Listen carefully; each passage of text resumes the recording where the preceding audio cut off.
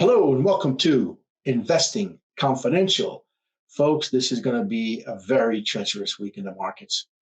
I also believe this is going to be a major inflection point for the dollar and the markets in general.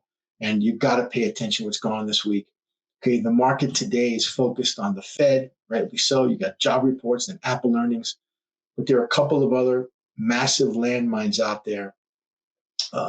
In Japan and the U.S. Treasury funding that I'm going to talk about. And then I'm going to discuss about basically the implosion of the EV sector and really the end of this EV craze that we've seen taking over the auto companies.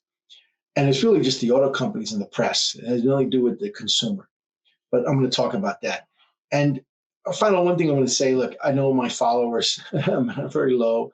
And I've never asked this before, but if you don't improve soon, I'm not going to continue doing this. So comment, like, whatever you need to do, just get me more followers because I think I'm giving you guys some really value-added information.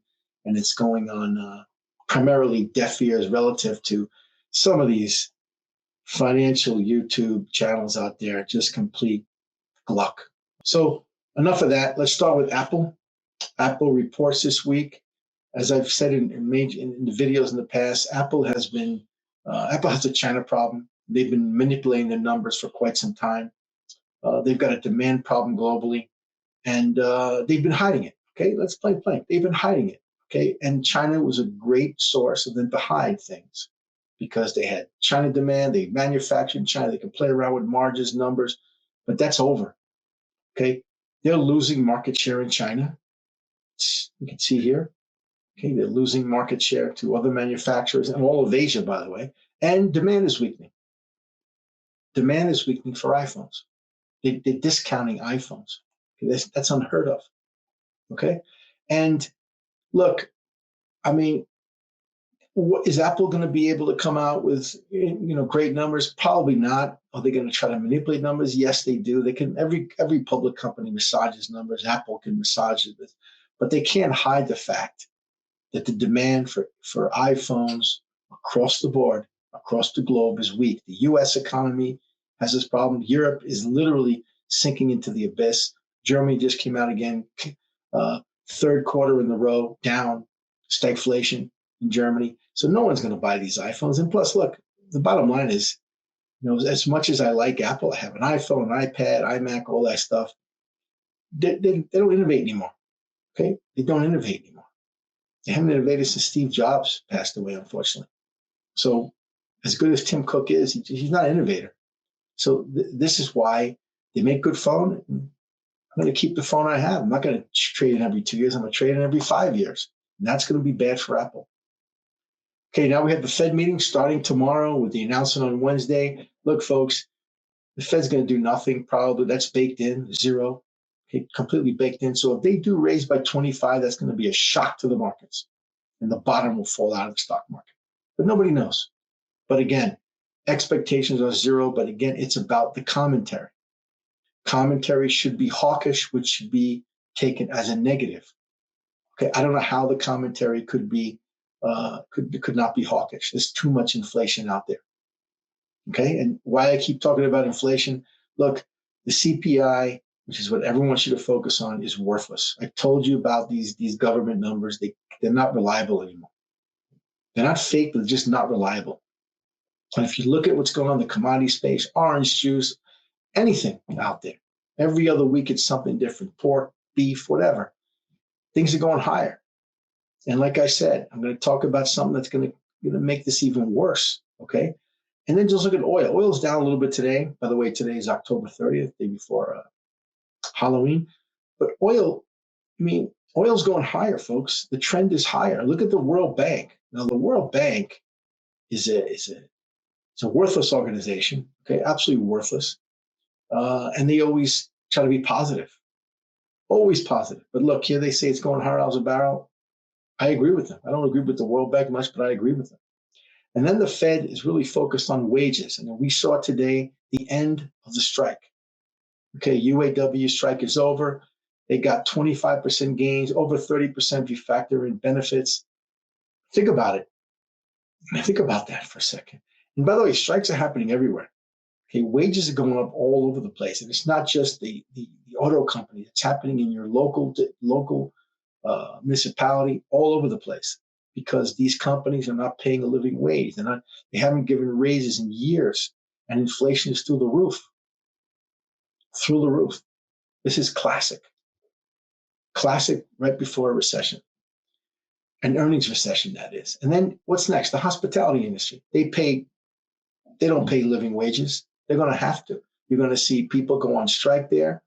And, look, what the hospitality wants to do, you're going to see, unfortunately, they're going to take advantage of all these illegal migrants coming over, and they're going to start hiring them. There's going to be there's going to be a big problem, a big social problem across the board. So just be careful of that this is what the Fed's looking at. Wages are going higher. And then the jobs report coming in, look, it's worthless. I'm not going to spend any time on it. As I told you, these reports are not accurate. They skew positive. So if they come in negative, market's going to go lower. But other than that, they're worthless.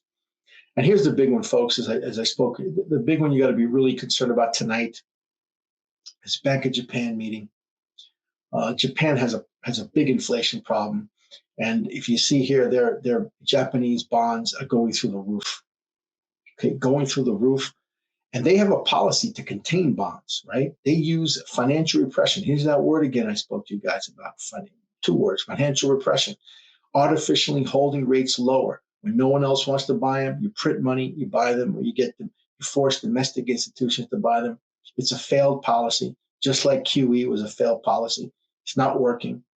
And I expect a change to come out. The change will result in real positive rates for Japan, first time in a very long time. This is going to have a massive effect globally, absolutely massive, specifically in the US and Europe, where Japanese institutions, pension funds, et cetera, are the largest holders of corporate and treasury bonds. The same thing in Europe. And they're going to sell, folks. They've been selling, and it's going to be like a stampede out. And what's that going to do? Put more pressure at the worst possible time for treasury markets. It's also going to be positive for the yen and negative for the dollar. That's a theme I told you guys about. Be careful now going forward. The negative dollar, weakening dollar over time, deflationary. And deflationary, folks, is 10 times worse than inflation. And you're going to see as I speak to you about that going forward. So again, worst possible time, because another thing I mentioned, treasury issuance. If you haven't been paying attention, these bond auctions, the treasury bond auctions are failing. When I say failing, they come out with a certain expectation. They don't meet, they fail, and they go rates higher. So these are why our rates keep going higher. Nobody is buying our bonds except you. Okay, the Fed is forcing you to buy the bonds. Okay, so despite what they say is a reduction in inflation and the CPI getting worthless, rates are going higher. Maybe not significant, but they're going to stay at these levels because, no one wants to buy them. And then you got the Japan situation. So there's going to be pressure on rates going higher for some time. So anyone who tells you, all these procrastinators saying the Fed's projecting when the Fed's going to cut, these people are childish. They're not in tune with reality. Okay, and all of this, is going to spiral to a nightmare, folks. We're already seeing, mortgage rates over 8%. Housing is collapsing.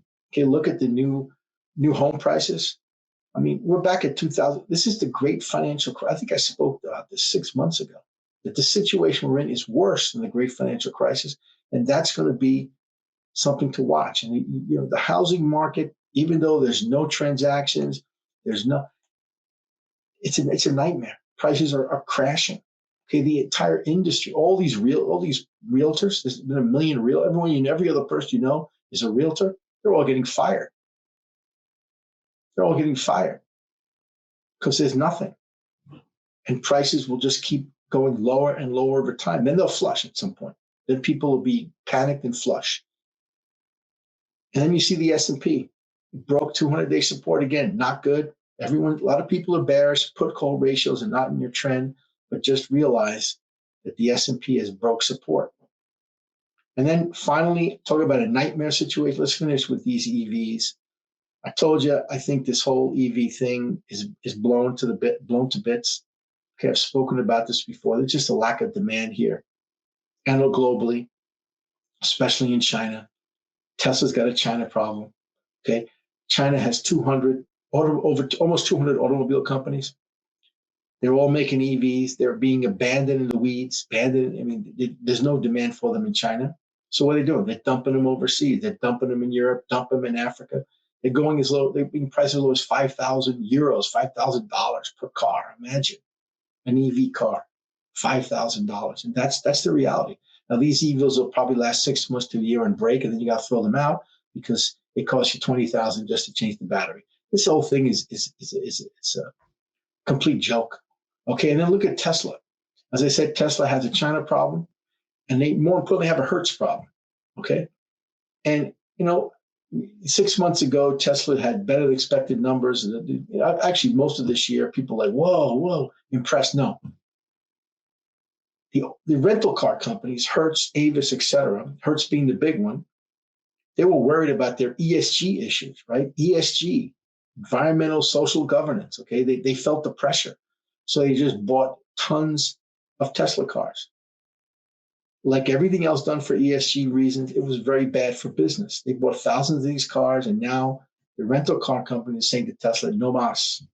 Companies don't want to drive the EVs. I mean, their customers don't want to drive the EVs, right?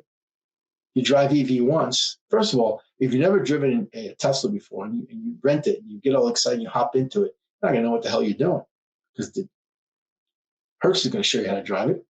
So they're complicated for first-time drivers. And then when you drive for a while, they're really fun. They're actually, I've rented them. They're incredibly fun. But when you find the problem is that after a half a day of driving, you need to top it up. And then when you try to find a supercharger, you finally find one, you top it up, it costs you money. You get a bill from the rental car company. So these things are not that cheap to drive. They're a pain in the ass because you constantly have to charge these things all the time. And then there's the big thing, the cost to repair, as Hertz is finding out. I mean, you get a little ding on this car, it's $2,000. You bash in your fender, it's $5,000, $10,000. I mean, it's a disaster. And so this is why you're seeing Tesla slash prices. Look at this. Look at this. These lease prices are incredibly affordable. Incredibly affordable. But it has nothing to do with the price. These cars, they're nice cars to have as a side thing, but they're a pain in the ass. They are. They're just not, they're not good for everyday driving. And God forbid you get an accident. And then after your lease is up, you buy it. And then what happens? Your battery goes and it costs you $25,000. You throw the car away like they do in China. They just sit in the weeds. Okay, and now the rest of the auto company, they're seeing the same issue. There's no demand for these things. Like Ford, they're laying off all the e-Lightning plant, laying off a bunch of people because the reviews on e-Lightning is terrible. No one wants them. Then you got long, delayed rollout of the EV trucks by General Motors. They got big losses ahead, so what do? They're going to delay, and they know that because there's no demand for their EV cars. So, folks, we're seeing the end of this ESG forced investment theme. I think ESG is going to survive, but it's going to be investor focused, meaning if you're an investor and you believe that you want to invest in only things that are ESG, you're going to have to find out yourself and invest in those companies. But it's no longer going to be a theme that's going to be forced on listed companies because they're losing too much money. Okay, it's going to be a stock picking theme. Companies are going to, the ones that were just doing it for EV sake, they're going to stop. They're going to stop. And they're going to look back and say, this was not a good investment. Okay, ESG is fine, but it's not good for us, not good for our profits. And so as an investor, if you want to be ESG focused, go right ahead, great. Okay, but the whole ESG thing is gone. Okay, so bad week ahead, cash paying over 5%. You got to start easing into hard assets. I told you this is going to be an inflection point. If the Bank of Japan does what I think it's going to do, the dollar has peaked. You're going to look at anti-US dollar plays. Okay, by the way, the yen is very low. You're going to get a real kick on it. So any of these ETFs like EWZ, or any of these others out there, you might want to get some exposure. Okay, emerging markets could be good. Commodities, as I told you. Again, US dollar, commodities will go up. Commodities are inputs, so that's going to be inflationary. Okay, more inflation coming. So again, if you're an investor, be careful out there.